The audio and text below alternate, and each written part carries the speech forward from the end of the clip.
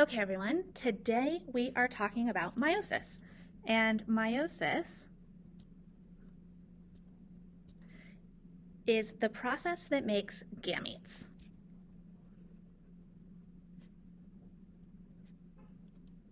Gametes are your egg or sperm cells. Meiosis is really similar to mitosis, but they have completely different functions. Meiosis is going to make egg and sperm, and the purpose of egg and sperm are to have half the amount of DNA and also to be genetically different from each other. The whole point is to create variation. On the other hand, when you have mitosis, that process is to make more body cells, and they are supposed to be identical to the original. The processes work in similar ways, but have completely different functions. So the first thing that we're going to talk about is we're going to start with our body cell. This is a body cell. It has 2 copies of each chromosome, and I'm going to start by coloring these in. So I have here a darker copy of the chromosome, and this one is physically bigger. And then I have another copy of that chromosome. One of these is from mom, one of these is from dad. And this one is a lighter blue color, just to indicate that those are a pair of chromosomes, but they are different from each other. They came from different parents. Now I'm going to color the other ones that I have pink. And I have here another pair of chromosomes, one from mom and one from dad. One is lighter, one is darker. And that's just to help us identify which is which. Now this cell is a diploid cell. And diploid means that there are 2 copies of each chromosome.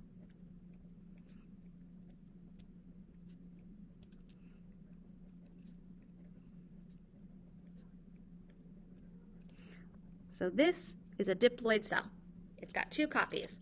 2 copies of that chromosome and 2 copies of this smaller chromosome.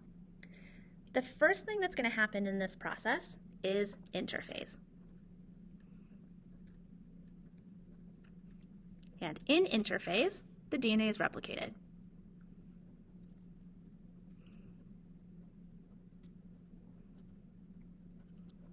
So let's see what that looks like. Well, I've got my darker chromosome here, and it is going to be perfectly replicated into this darker chromosome, identical to the first.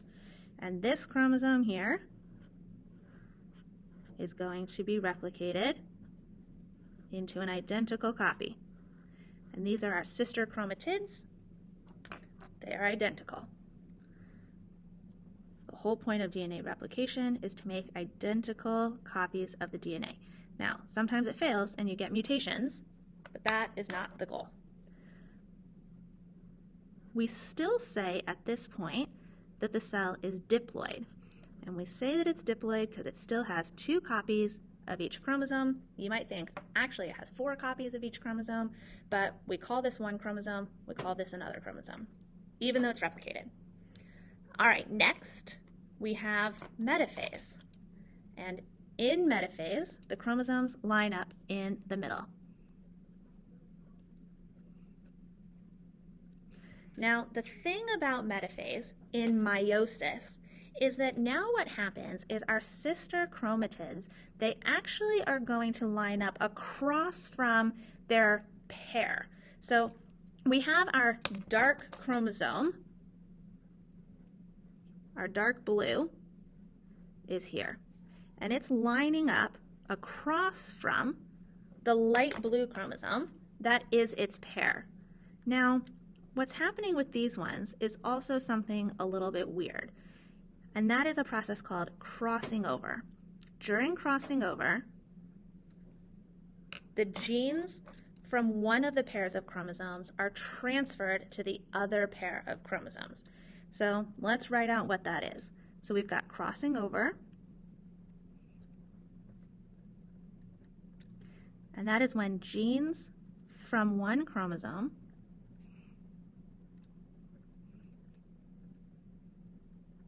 are exchanged with another.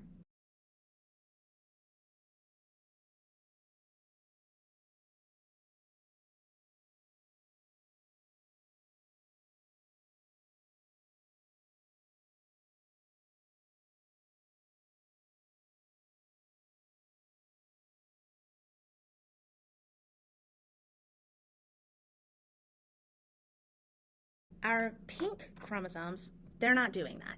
So in our pink chromosomes, I'm going to have the light pink one here.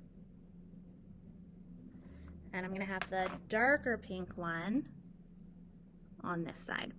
It does not actually matter which side they line up on.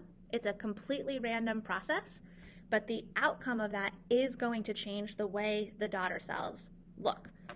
So here's what I mean by that. When these divide, so they've lined up in the middle, they're going to divide. This dark blue one is going to get pulled to this side, and the light blue one is going to get pulled to this cell.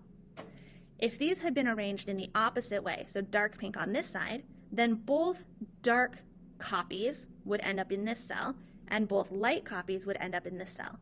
But because they randomly arranged themselves opposite that, I'm going to end up with a dark blue and a light pink on this side, and a light blue and a dark pink in this cell. And that is what's going to create some of the variation that we see in offspring. Now, crossing over is causing other variation that we see in offspring. And what I mean by that is, when these got mixed up, they exchanged genetic information, they exchanged genes, which means that I actually have the light chromosome genes, and I realize that that is very hard to see on this one. And then on this side, I've got mostly light chromosome genes, but the dark chromosome genes are right here. Now the pink ones, they didn't have crossing over. So I've got light colored pink chromosome here, dark colored pink chromosome here.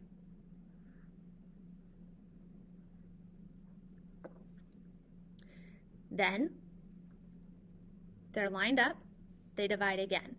So my chromosome on this side is going to end up here.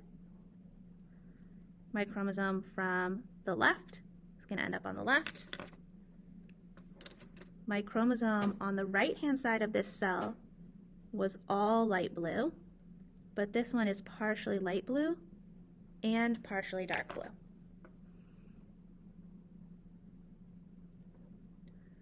And then on this side, I've got this chromosome here is going to be over here. This chromosome on this side is going to end up here.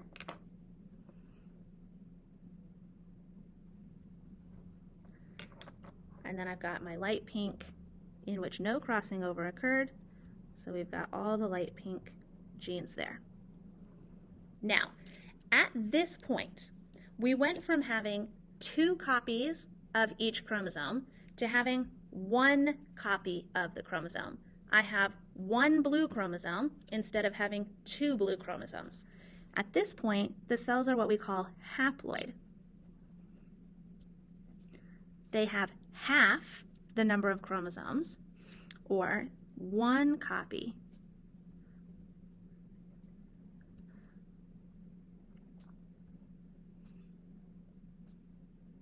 of each chromosome.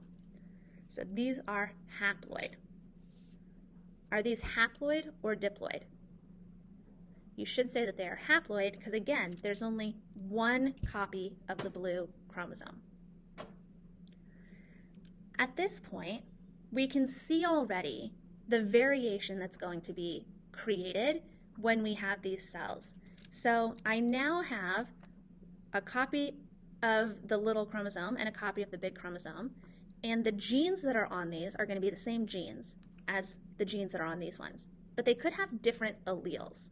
Because we've split them up, we now no longer have the same combinations of genes in each cell. For one thing, they had 2 copies of each gene here, and they only have one copy of each gene here. We also had the crossing over, which mixed up which genes were even on each chromosome. These cells that we have at the bottom here, these haploid cells, these are our egg and sperm cells. These are our gametes.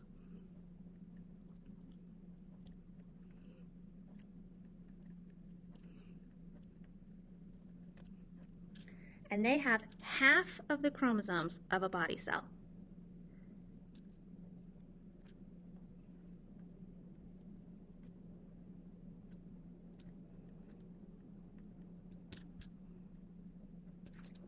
And that's good. They have to have half of the chromosomes of a body cell because during fertilization, an egg cell and a sperm cell are going to come together. So you have to start with half the total number of chromosomes. If you started with the full set of chromosomes, then when those two full set of chromosomes fused, in this case, you would have 4 copies of each chromosome instead of the 2 that you need. By having 1 copy and 1 copy come together, you end up with the 2 that you need to have a functioning cell. Now, if this body cell here was in a boy, we would end up with sperm. If it was in a girl, we would end up, and all of these 4 would be eggs. So what we're going to do now is we are going to see what this looks like in terms of the actual genes and the alleles. So I'm going to be using some superhero traits. The superhero traits we're going to be talking about are flying, night vision, teleportation, and invisibility. And all of these traits are recessive traits. So in order to fly, you have to have 2 of the flying recessive alleles. In order to be invisible, you have to have 2 of the recessive invisibility alleles. So those are what I'm using: flying, night vision, teleportation, and invisibility. We're going to start by putting them onto our body cell. So let's have on the blue chromosomes, we're going to have the flying and invisibility. And we're going to have a dominant flying and a recessive invisibility. But on the other copy of that chromosome, we're going to switch it up. So we're going to go recessive flying, dominant invisibility. At this point, this person, can they fly? No. They cannot fly because flying is recessive and they have a dominant allele. Are they able to be invisible? No.